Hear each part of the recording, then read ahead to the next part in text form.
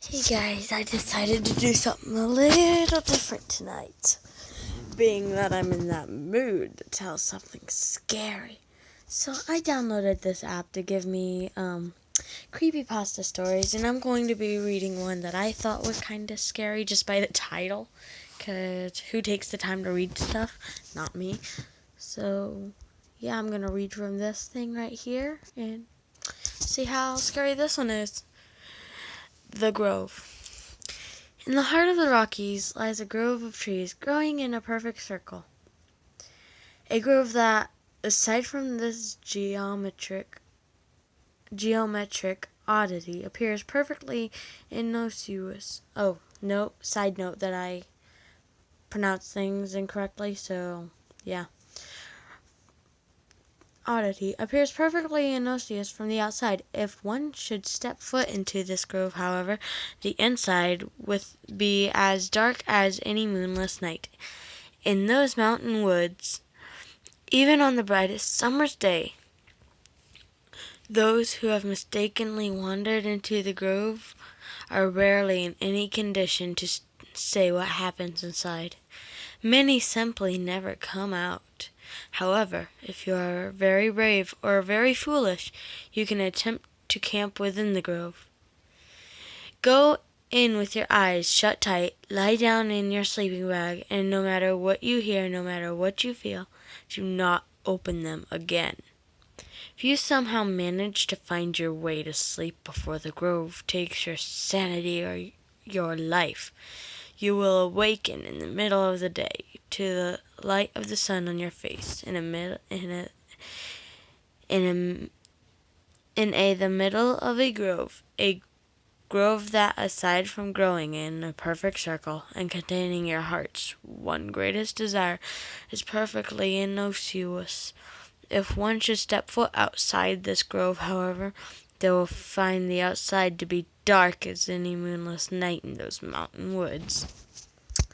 Okay, so maybe this one wasn't really scary, but that's okay. We can go to a different one. So, I've heard of one called Laughing Jack, and I might just read it, but probably not tonight. Let's see which ones we can find.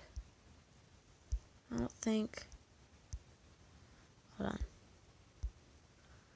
Yeah, these are all that we can get, so... We'll just do late night television. Okay. It's Friday evening. Your parents are away for the weekend, and they left you in charge of looking after your little brother while they're gone. At age 17, you're more than capable of making sure a 9-year-old doesn't get himself killed. Even though it's a quarter until midnight, neither of you have hit the hay yet. At the moment, you're in your room catching up on some homework, and he's downstairs watching television in the living room. Your bedroom is directly above the living room, so you can always hear the TV through your thin floors. Every action movie, every reality show, every infomercial comes in loud and clear to you.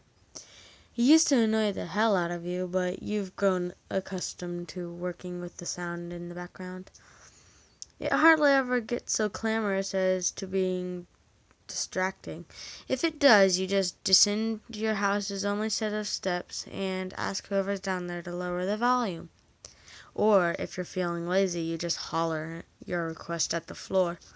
They can usually hear you. Although you're focused on your work, you're quite aware of what your brother's watching. You think it's a vintage crime drama or something. At the moment, you can hear one character, presumably a mob boss or something like that, bragging about how his gang is going to thrash their rivals in an upcoming brawl. "We're gonna pound them till they look like a newspaper, black and white and red all over." Your brother roars with laughter at that one. Only a kid with his level of maturity could somehow milk a chuckle out of that overplayed pun. "Yeah, you've got that right, Lupo," one of his underlings exclaimed.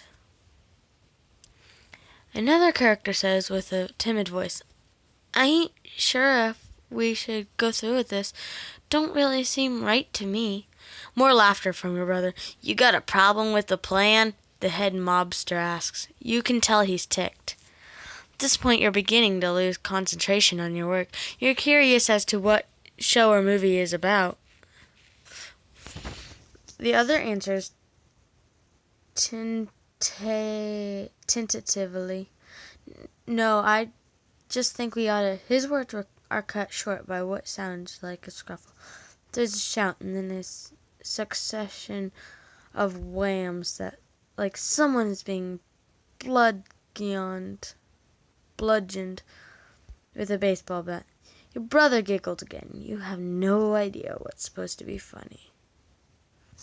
The reluctant character, whoever is being roughed up, keeps begging for mercy, but the one hurting him does not relent.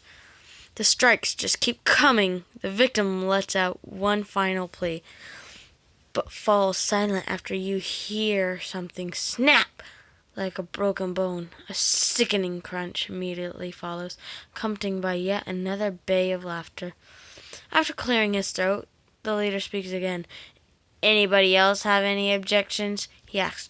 No one does. In the silence you can hear your brother snickering. The boss speaks up again. Well, glad that's about out of the way, he sighs. Ah, geez, now I'm all bloody. That line gets your brother in stitches. He must not get what's happening if he thinks that's funny, you think. Give me a towel and a bucket of water, Frankie, the honcho orders. Then we can toss this piece of crap out on the street. Even the rats gotta eat, am I right? Your brother bursts out laughing like he'd just heard the funniest joke in history. This time your brother's hysterics continue for a little less than a minute, growing noisier by the second. This is getting weird. You feel a little sick to your stomach. Your older sibling stinks kicked in, and you realize your brother shouldn't be watching some freaky murder flick so late. He shouldn't be watching it at all, really. It'll give him nightmares. Heck, if the thing is as brutal as it sounds, it'd probably keep you awake at night, too. Yelling at him to come up and go to bed yields no response. Stubborn kid. You try again. No reply. Perhaps he fell asleep on the couch. You decide to go downstairs and carry him back. Push away from your desk and leave your room. The noise from the television stops abruptly, and you walk down the hall towards the staircase. Downstairs, it's dark. The TV's not on. Your brother's not on the couch in front of it. You call out his name. No one answers. He's not in any of the rooms on the ground floor. Suddenly alarmed, you sprint upstairs to his room and peek in. Find him snoring soundly next to his nightlight. He must have gone to sleep a while ago, since there's no way he could have snuck past you from downstairs undetected. In any case, you're relieved that he's all right, and glad he wasn't poisoning his mind with some horrific late-night televised drive.